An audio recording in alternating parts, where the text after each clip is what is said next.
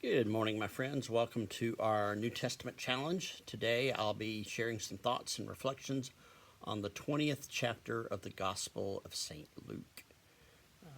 Several stories here. You can see the conflict is building, and there's some questions and some confrontations here, and Jesus speaks more about really answers and what we have here, kind of a description of some of the things of what he believes and what he states that the kingdom of God is. The first part of that, first little vignette, is called The Authority of Jesus is Questioned. And so the chief priest and the scribe came, and they said, "By what authority are you doing these things? Who is it who gave you this authority?" They wanted to kind of nail him down and see, so they could show the people that, hey, this man has no authority to be talking like this. And so he said to them, "All right, I'm going to give you a question. If you answer the question, I'll answer your question." And so he asked them, was John's baptism, John the Baptist, was John's baptism of God, or was it of human origin? And so they talked about it, and they said, if we say from heaven, he say, well, why did you not believe him? But if we say of human origin, all the people will stone us, for they are convinced that John was a prophet. So they answered, they didn't know. And Jesus said, well, I'm not going to tell you either. Again, one of those things, Jesus knew what they were going to deal with and knew they didn't.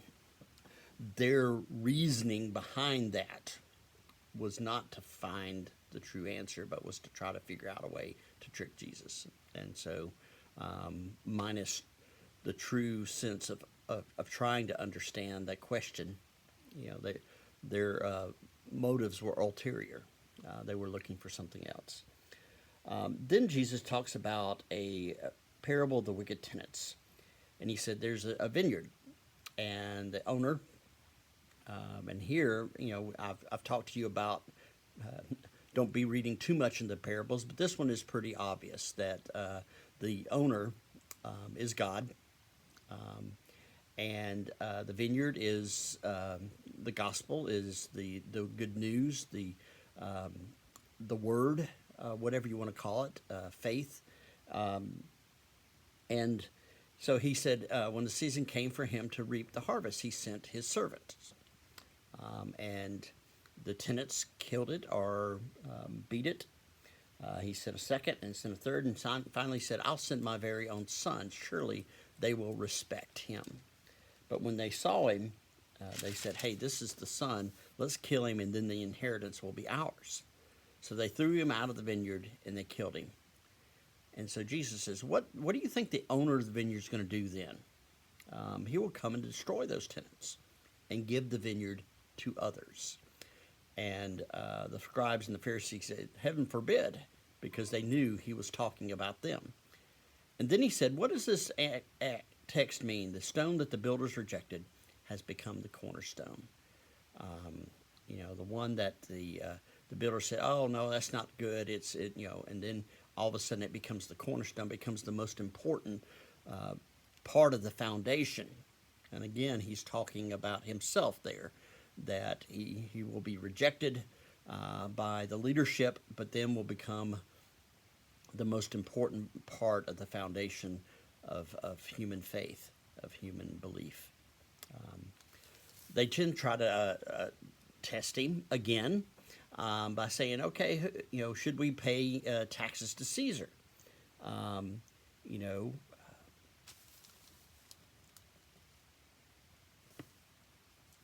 And he said, he wanted, there were some people that said we should, and other people say no, we only owe allegiance to God. And he said, all right, let me see, show me a coin.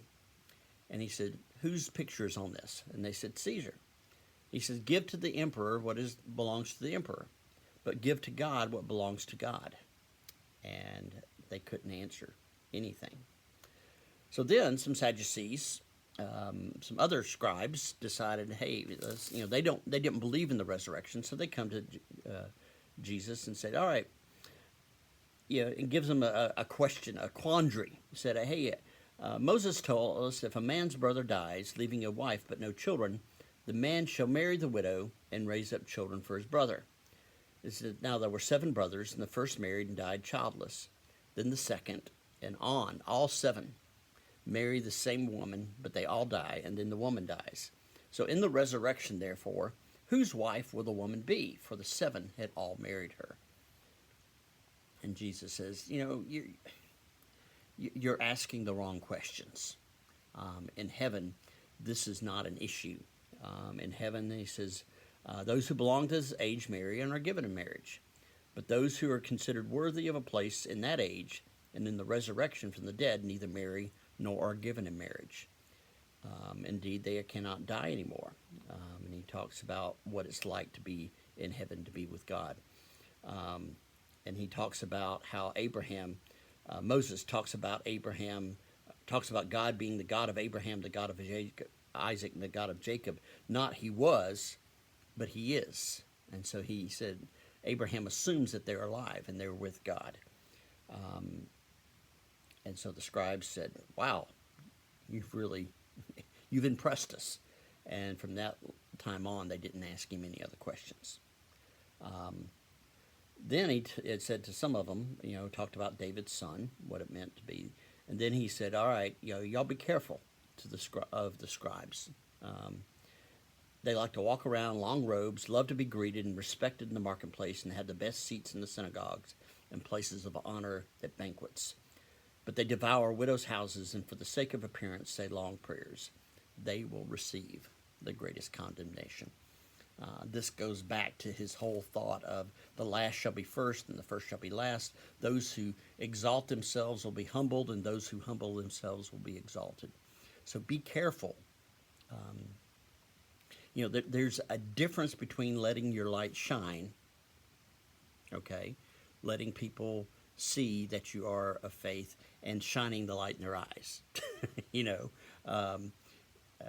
There's a difference. If you shine the light on the path, it guides people, but you shine it in someone's eyes, they can't see. And so if you, share your faith and allow your faith to point to God rather than shoving it down someone's throat, if you do that, if you flaunt your faith, then, God isn't going to be given the glory. You might be, but chances are, people are going to be turned off by it. So just be careful. This is not just for the scribes, but this is an important message for all of us. Those who humble themselves will be exalted. Those who exalt themselves will be humbled. Remember that, my friends. Take care, and we'll talk to you tomorrow.